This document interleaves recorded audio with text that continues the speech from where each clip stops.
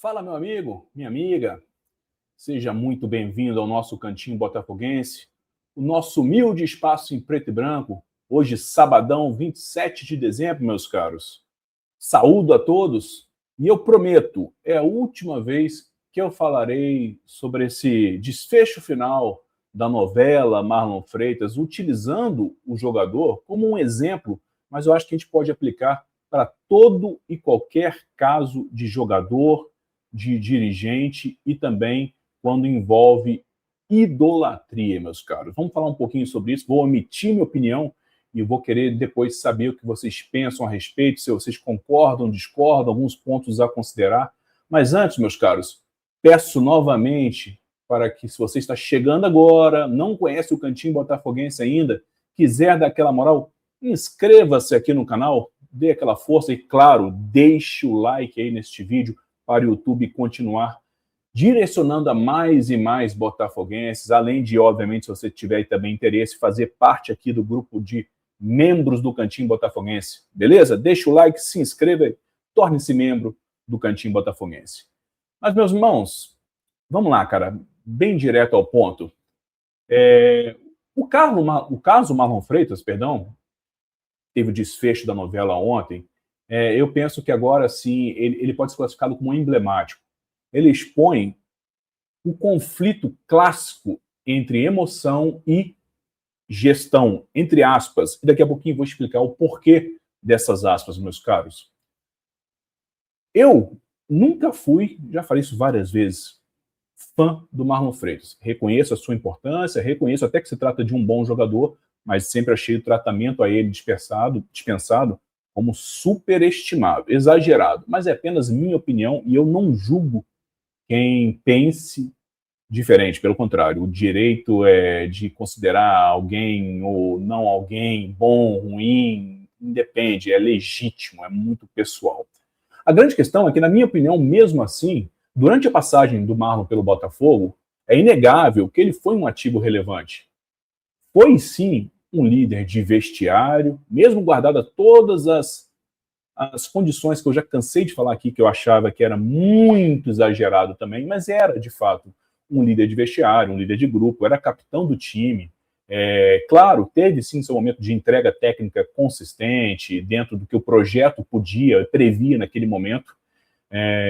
Ainda tinha contrato com o Botafogo até 2027, até dezembro do ano passado, e teve o seu protagonismo ajudando um clube em momentos decisivos, principalmente no ano passado, quando nós levantamos os 2 títulos e ele foi o capitão a erguer as taças.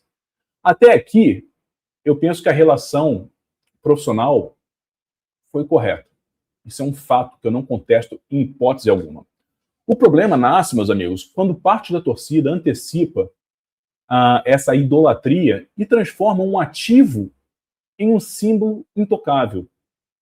A partir daí, meus amigos, qualquer decisão racional, seja ela do clube ou até do atleta, ela passa a ser lida como traição e não como um movimento de mercado.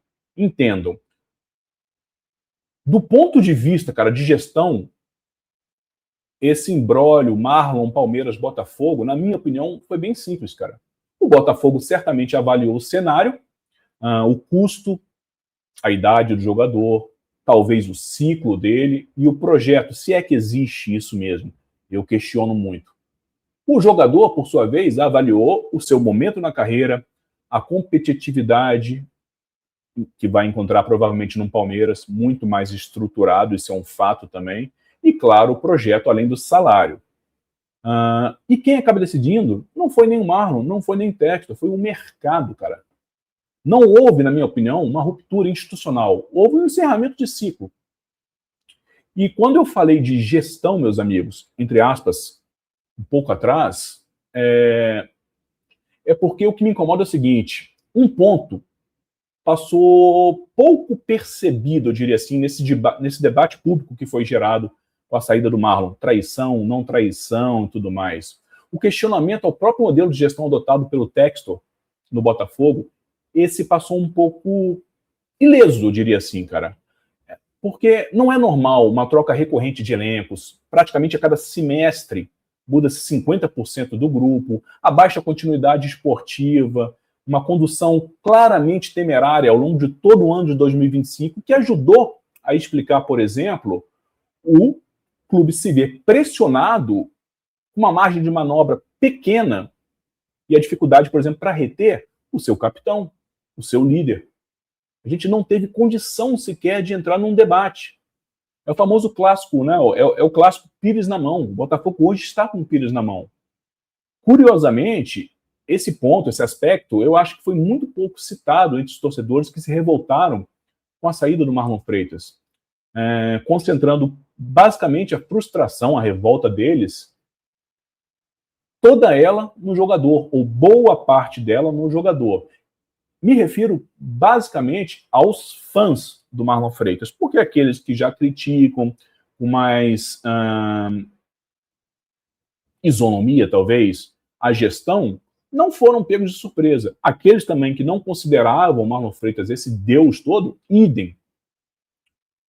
Eu penso também que o desconforto nessa parcela da torcida, meus amigos, é compreensível no campo emocional, mas é muito perigoso também no campo estratégico, porque quando o torcedor personaliza demais, perde a lógica a longo prazo.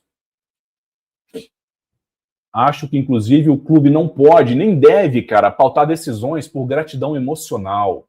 Futebol profissional não abre espaço, ele não opera em regime de dívida afetiva, cara.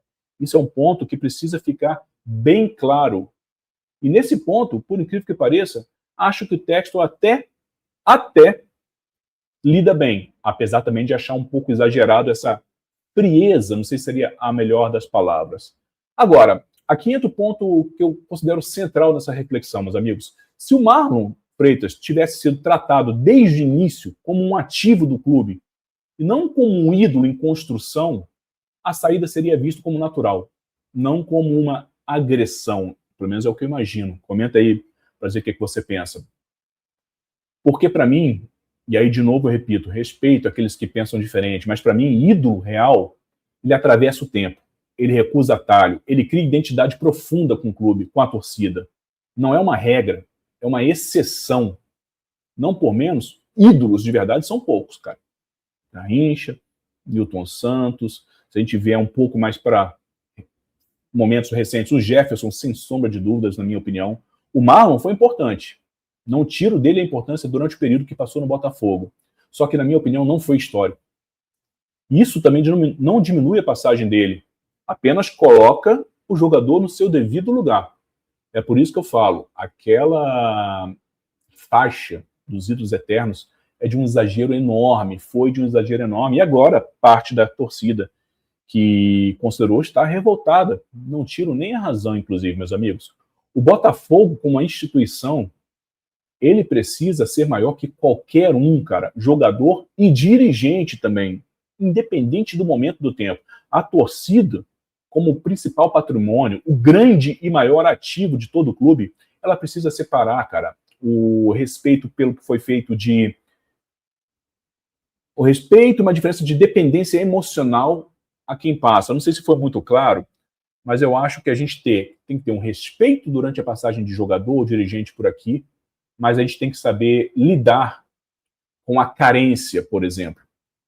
É muito preocupante, porque depois, cara, o tombo tende a ser muito grande. Em resumo, eu quero saber o que você pensa. O caso Marlon Freitas, cara, eu acho que aplica-se a todos os jogadores, aplica-se a todos os possíveis dirigentes, cara, e resume-se a tese em 3 pontos. O jogador entrega, o clube decide e o torcedor apoia. Cobra, segue em frente, a vida segue. Tradição se preserva com memória, não com apego, meus caros. Projeto vencedor se constrói com razão, não com idolatria precoce. Eu acho que fica a dica, eu estava pensando sobre isso ao longo da manhã, não sei se você concorda, discorda, quero saber a sua opinião. Para mim, página passada, segue a vida, continuaremos sim cobrando, principalmente do John Textor. E a partir de agora, irmão, sorte ao Marlon Freitas na sequência da sua carreira, e o Botafogo é muito maior do que Marlon Freitas, John Textor, todo e qualquer um, meus caros. E diante desse bate-papo aqui, a dica musical de hoje não poderia ser mais apropriada. Se liga na dica musical do Cantinho Botafoguense de hoje.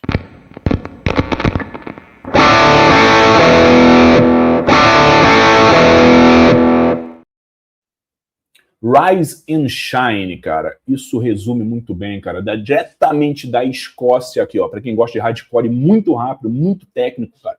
A banda PMX, ou PMX.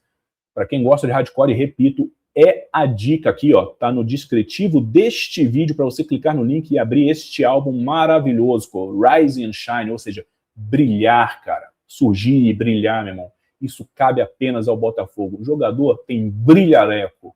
Botafogo é brilho eterno.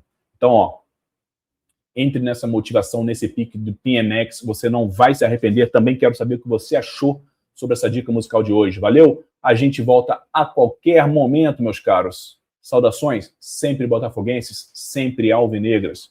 Fui!